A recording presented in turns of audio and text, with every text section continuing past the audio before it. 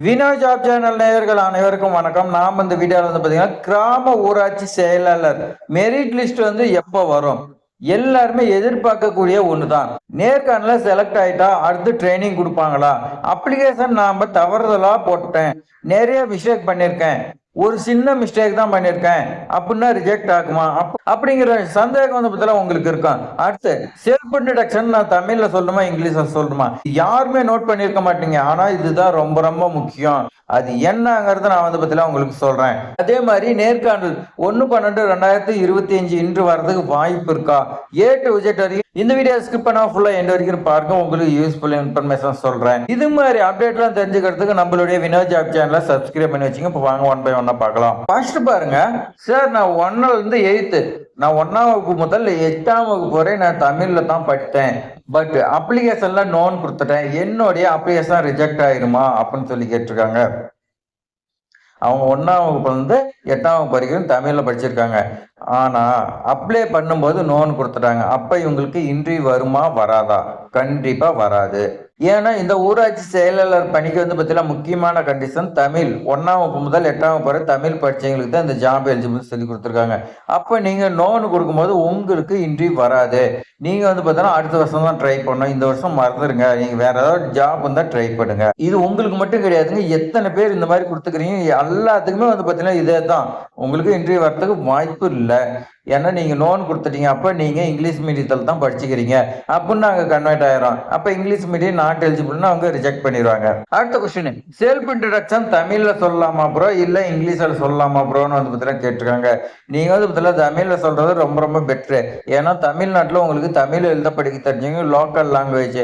அதனால நீங்க தமிழ்ல சொன்னீங்கன்னா உங்களுக்கு பார்த்தீங்கன்னா பெனிஃபிட்டா இருக்கும். ஏன்னா ஒரு சில டைம்ல பார்த்தீங்கன்னா இவங்களுக்கு தமிழ் தெரியல, அதான் இங்கிலீஷ்ல சொல்றாங்க. இந்த மாதிரி பார்த்தீங்கன்னா கன்வெர்ட் ஆயிரும். நமக்கு தமிழ் தெரியும், ஆனா நம்ம இங்கிலீஷ்ல சொல்லும் போது அது வேற மாதிரி போயிடும். ஸோ அதனால நீங்க தமிழ்ல சொல்றது ரொம்ப ரொம்ப பார்த்தீங்கன்னா பெட்ரு. அடுத்து பாருங்க, அப்லோட் பண்ணனா 4 டாக்குமெண்ட்டும் கரெக்டா இருந்தா போதும் இல்ல ப்ரோ அப்ளிகேஷன்ல சொல்லியிருக்கீங்க. ஆமா, கரெக்டா இருந்தா போதும். பிளஸ் நீங்க பார்த்தீங்கன்னா வேற ஏதாவது டைப் பண்றது, இந்த 1ஆம் வகுப்புல 8ஆம் வகுப்பு தமிழ் படிச்சுட்டு இல்லைன்னு சொல்லி தவறுதலா போடுறது, இந்த மாதிரி வேற ஏதாவது சின்ன சின்ன மிஸ்டேக் பண்ணியிருந்தீங்களா கண்டிப்பா ரிஜெக்ட் ஆகும். இல்ல நீங்க கரெக்டா பண்ணியிருந்தீங்களா கண்டிப்பா உங்களுக்கு நேம் லிஸ்ட் பார்த்தீங்கன்னா கண்டிப்பா வரும், பயப்படாதீங்க. அடுத்த சப்ஸ்கிரைபர் பாருங்க, பெண்கள் தமிழ் வழி போட்டிருக்கேன் சார், இன்டர்வியூ வருமா அப்படின்னு சொல்லி கேட்டீங்க. 1ஆம் வகுப்பு முதல் கீழே பார்த்தீங்கன்னா 1ஆம் வகுப்பு முதல் 8ஆம் வகுப்பு வரை தமிழ் மீடியம் நோன் பண்ணிட்டேன், அப்ப எனக்கு கால் லெட்டர் வருமா அப்படின்னு சொல்லி கேட்டிருக்குங்க. கண்டிப்பா பார்த்தீங்கன்னா உங்களுக்கு வராது. Best of luck, next time நீங்க பார்த்தீங்கன்னா பாத்துங்க. ஏன்னா இங்கிலீஷ் மீடியம் போது கண்டிப்பா வராது. நீங்க தமிழே படிச்சிருந்தாலும் இப்ப நீங்க தமிழ் படிச்சுக்கிறீங்க, அது கவர்மெண்ட்டுக்கு எப்படி தெரியும்? நீங்க சொன்னா தான் நான் தமிழ் வழியில் படிச்சுக்கிறேன் நீங்க சொன்னா தான் தெரியும். அப்ப நீங்க அதை நான் படிக்கல அப்படின்னு நீங்க நோ கொடுத்துட்டீங்களா கண்டிப்பா உங்களுக்கு இங்கிலீஷ் மீடியம் அப்படி ரிஜெக்ட் பண்ணிடுவாங்க. ஸோ நீங்க பார்த்தீங்கன்னா நெக்ஸ்ட் இயர் பார்த்தீங்கன்னா இது சின்ன சின்ன மிஸ்டேக் பார்த்தீங்கன்னா ஒரு எக்ஸ்பீரியன்ஸ்னு சொல்லலாம். அடுத்த டைம் நீங்க கரெக்ட் பண்ணிக்கலாம். அடுத்து செலக்ட் ஆயிட்டா ட்ரைனிங் கொடுப்பாங்களா? கண்டிப்பா பார்த்தீங்கன்னா ட்ரைனிங் கொடுப்பாங்க. நீங்க பயப்படவே தேவையில்லை.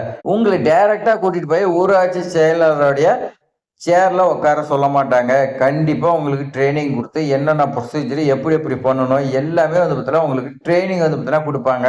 உங்களுக்கு போஸ்டிங் போட்டு உடனே கொண்டு போய் அங்கே போட்ட மாட்டாங்க. உங்களுக்கு பார்த்தீங்கன்னா ட்ரைனிங் பார்த்தீங்கன்னா அதுக்குன்னு தனியாக கொடுப்பாங்க. கொஞ்சம் ட்ரைனிங் கொடுத்து நீங்க ட்ரைனிங் ஆனதுக்கு அப்புறமேட்டுக்கு தான் உங்களுக்கு கொண்டு போய் எங்க போஸ்டிங் போடணுமோ அங்க பார்த்தீங்கன்னா உங்களை விடுவாங்க.